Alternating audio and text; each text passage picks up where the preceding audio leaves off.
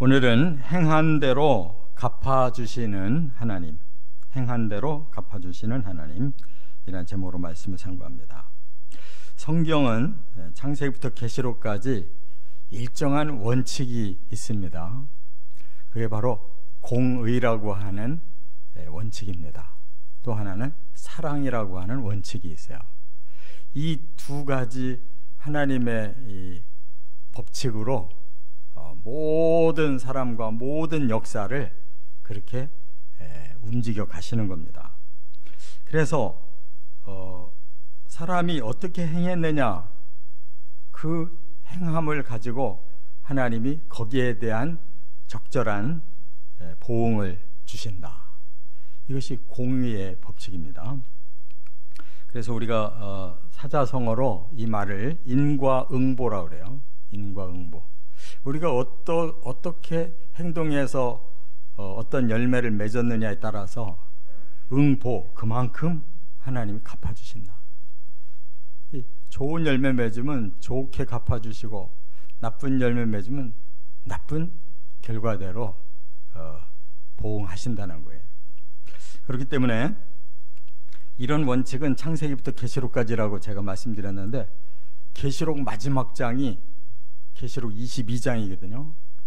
그게 결론장인데, 그 결론 중에서도 12절에 이 인과응보 말씀을 딱 못을 박아 놓으셨어요.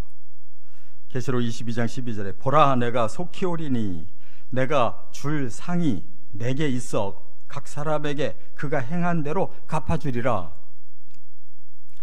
하나님은 결론을 이렇게 이미 말씀해 놓으셨어요. 그러면서 13절에 한마디 더 강조하셨어요. 뭐라고?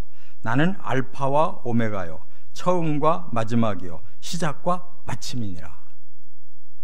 그러니까 처음이 알파가 되신다, 오메가 되신다는 말은 히브리어로 첫자와 끝자예요. 알파벳 첫자, 끝자. 하나님은 모든 시작과 모든 마침의 주인공이세요. 그리고 처음부터 마지막까지를 다 주관하시는 분이세요. 그렇기 때문에 우리의 행한 거, 그 스타트부터 우리가 행한 그 마지막까지 다 알고 계신다는 거죠. 아시고 하나님의 법칙대로 그대로 되갚는다, 이렇게 말씀했어요.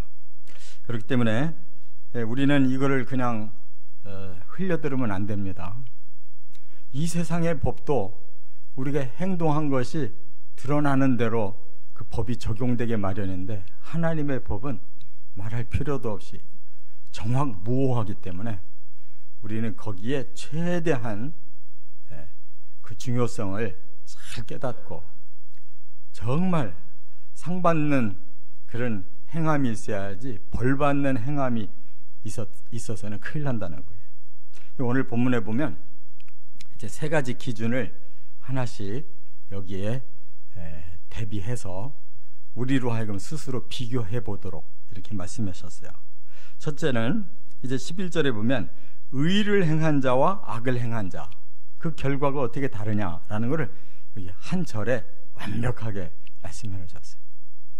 의와 악. 이 본래 구체적으로 더 그걸 들어가면은 의에는 불의가 반대예요.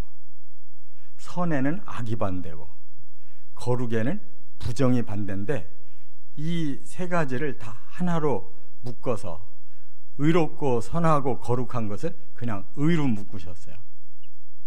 불의와 악과 더러움을 하나로 그냥 악이라고 묶으셨어요. 그러니까 우리가 의롭게 사느냐 악하게 사느냐, 이 두 종류 중에 어느 한 길을 걷게 된다면 거기에 대한 보응이 온다는 거예요.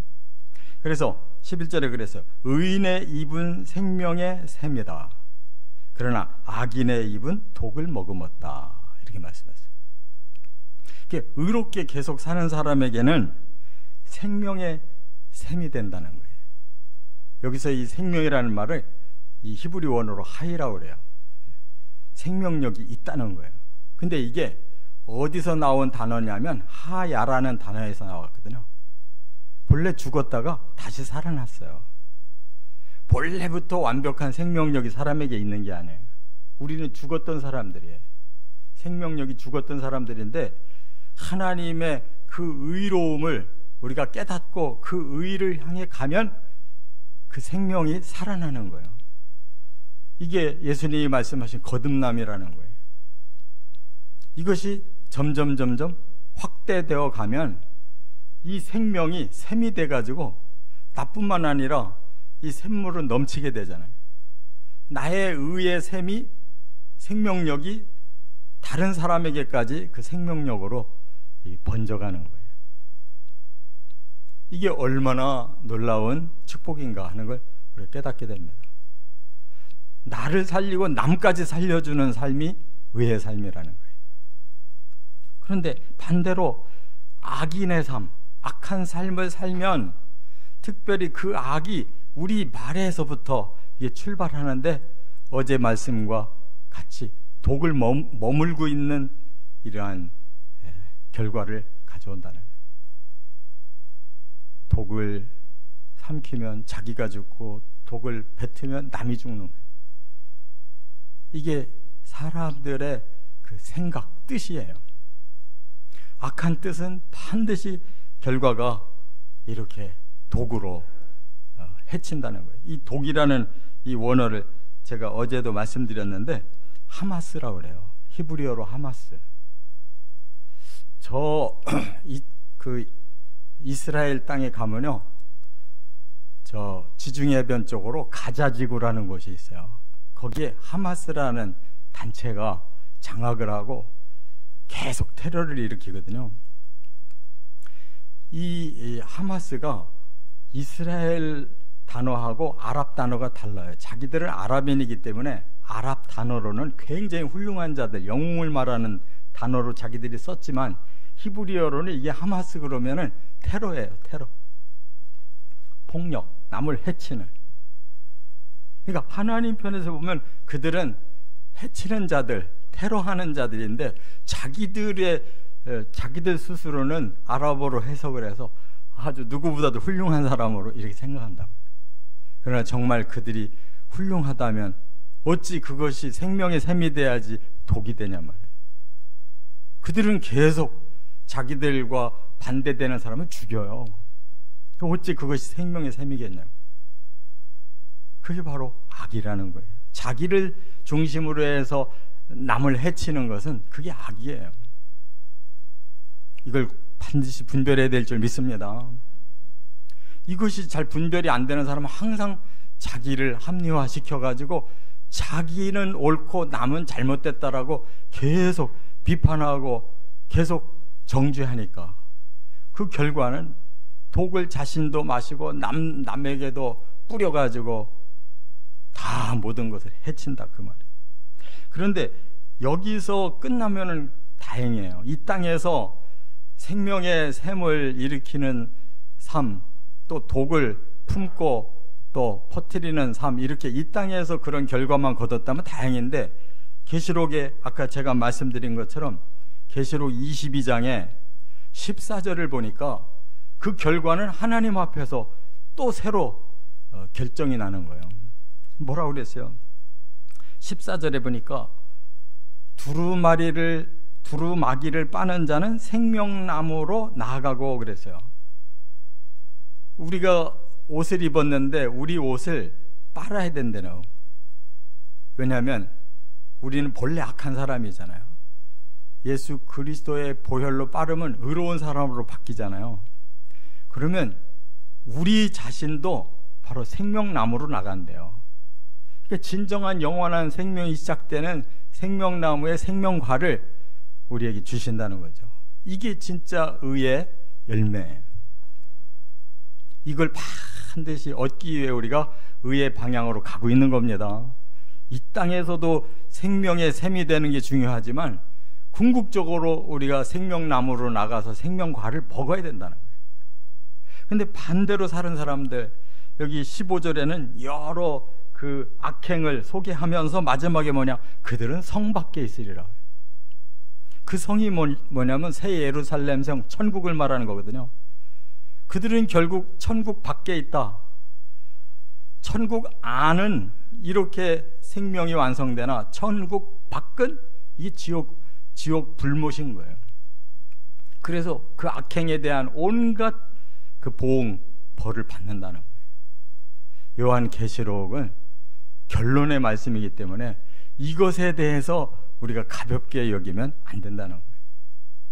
꼭 깨달아야 될 줄 믿습니다. 두 번째는 또 뭘로 비교를 했냐면 사랑을 행한 자와 미움을 행한 자, 이렇게 두 종류의 우리가 행함을 여기서 비교하고 있어요.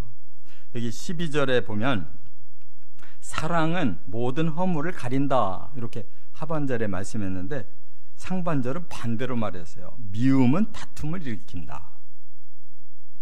그러면 사랑하는 삶이라는 것은, 이 사랑이라는 단어가 아하바라고 그러는데요, 이 구약에서는 이 아하바라는 말이 중요한 거예요. 이 신약에서는 아가페라는 사랑의 말이 중요한 거고, 근데 이 사랑은 하나님이 가르쳐 주신 사랑이에요. 이 사랑을 우리가 품고 행동하는 만큼 어떤 결과가 오느냐? 우리 허물이 가려진다는 거예요. 우리가 사랑을 행하는 만큼 우리가 있었던 허물은 점점 가려져요. 그 나중에 허물이 없다라고 판단하면 그 사람 구원받는 거잖아요. 이게 얼마나 중요하냐고요. 이 허물이라는 말은 페샤라고 그러는데 이게 바로 용서받는다는 뜻이에요. 용서. 허물이 있었는데 허물이 다 가려져서 안 보이면 너는 참 의롭게 살았구나라고 인정받으니까 바로 용서받은 자가 구원받는 거잖아요. 우리가 용서받을 수 있는 방법은 사랑하는 거예요. 사랑. 근데 반대가 있어요. 미움은 다툼을 오히려 일으킨다 그랬어요. 미움이라는 말씀도 어제 나눴어요. 이게 어리석음과 동의어라고 그랬는데, 어리석다는 말은 아무것도 모른다는 뜻이에요. 바보 멍충이라는 거예요. 아무것도 사실 들어있는 게 없고 모르는데 다 아는 것처럼 살게, 사람들은. 미련한 사람일수록 자신만만해요. 너무 몰라가지고 그냥 되나가나 마음대로 멋대로 이렇게 살거든요. 이게 바보잖아요. 바보, 멍충이. 그런 사람의 삶은 어떤 결과를 만들어내냐면 자꾸 다툼을 일으킨대요. 계속 하나님과 다투고 사람과 다투면 남는 게 뭐예요? 죄과가 남는 거예요. 죄과. 싸우면은 이 세상에서도 어떻게든 싸우면 거기에 대한 벌이 자꾸 따르잖아요. 이 도로에서 자기가 거기에 순응하지 않고 넘어서 버리면 그게 다툼이잖아요. 그러면 교통법에 걸리고, 이웃과 싸우면 폭력으로 걸리고, 성적으로 자기 멋대로 행동하면 성폭행범이 되는 거고, 이 세상에서도 미련한 짓 하면 수 없는 범법자가 되는 거예요. 그런데 여기 10절 상반절에 보니까 한마디가 더 붙어 있어요. 눈짓하는 자는 근심을 만들어낸다는 거예요. 눈짓하는 자가 뭐냐면요, 남을 미워하기 시작하는 시초예요. 그래서 짜려본다는 말이에요. 그 사람에 대해서 이제 적대감을 갖기 시작했다는 거예요. 그러면 근심을 끼친대요. 근심이라는 게 뭐냐? 온갖 고통을 말하는 거예요. 당신이 남을 미워하기 시작하는 순간부터 뭐가 쌓이느냐? 고통이 쌓인다는 거예요. 너에게 고통이 쌓인다. 그래서 남을 미워하는 사람 치고 마음이 행복한 사람이 없어요. 근데 그런 것을 용서하는 마음으로 자꾸 사랑을 키울수록 마음에 고통이 사라지는 거예요. 평안이 오는 거예요. 그래야만 하나님 나라의 천국은 영원한 평안을 누리는 것이고, 또 거기서 쫓겨난 불못은 영원한 고통을 누리는 곳이잖아요. 이 땅에서도 평안한 삶과 고통의 삶이 얼마나 큰 차이가 있는데, 영원한 세계에 가서 영원한 평안과 영원한 고통은 얼마나 극심하겠냐 그 말 차이가. 그래서 우리는 이 땅에서 우리의 마음을 바꿔야 됩니다. 미움은 당연한 본능이에요. 내 마음에 안 들으면 다 미움이 일어나고 거기서 고통이 일어나는 거예요. 그러나 그것을 내 마음을 겸손히 내려놓고 하나님이 주신 마음을 계속 품으면, 하나님의 사랑이 우리의 마음에 들어오기 시작해서 그게 실천되기 시작하면 우리 자신이 벌써 죄를 용서받고 허물이 사라져서 고통이 없으면 여기가 마음의 천국이잖아요. 이렇게 이 땅에서부터 그 행함이 사랑으로 바뀌어야 될 줄 믿습니다. 끝으로 세 번째는 13절, 14절 그리고 10절 하반절에 보면 지혜를 행한 자와 미련을 행한 자의 결과가 다르다라고 말씀했는데, 제가 두 번째 이 미련이라는 말이 아니고 미움이었어요. 미움. 이 사랑 대신 우리의 마음에는 미움이 가득했어요. 제가 그거를 미련이라고 세 번째 해야 될 말을 좀 바꿨는데, 사랑하느냐 미워하느냐 두 번째는 그거였고, 지금 세 번째는 지혜냐 미련이냐 그 얘기고, 그래서 지혜라는 것은 이 구약에서 가장 많이 나오는 단어가 호크마라고 그래요. 호크마. 이 호크마는 하나님이 우리에게 실천적인 능력을 주시는 거예요. 그래서 뭐 세상에서 많이 배웠냐, 뭐 자격증 많냐 이런 거와 관계없이 하나님이 주시는 탁월한 능력으로, 여기 보면 명철해진다고 그랬는데, 명철이라는 것은 분별력이 있다는 겁니다. 이게 옳으냐 그르냐, 이게 좋으냐 나쁘냐 전부 분별하는 거예요. 그런 사람에는 바로 우리의 삶을 스스로 올바른 삶으로 살 수 있는 능력이 있는 거고, 지혜가 없는 사람은 그것이 안 되는 거예요. 바보예요. 어리석음이에요. 그래서 14절에는 지혜로운 자는 지식을 간직한다 그랬는데, 이 지혜와 지식의 차이가 뭐냐? 지혜는 종합적인 통찰력이라고 그러면, 여기서 말하는 지식은 체험적인 능력을 말해요. 그래서 우리가 머리로만 쌓은 지식도 세상에서 사는데 굉장한 힘이 되잖아요. 그런데 하나님이 깨우쳐 주신 지식은 실제 노하우가 되는 거예요. 그래서 하나님의 통찰력인 지혜를 가지고 하나님이 체험적으로 주신 능력, 지식을 사용하는 사람이 실제로 탁월한 삶을 살게 된다 그 말입니다.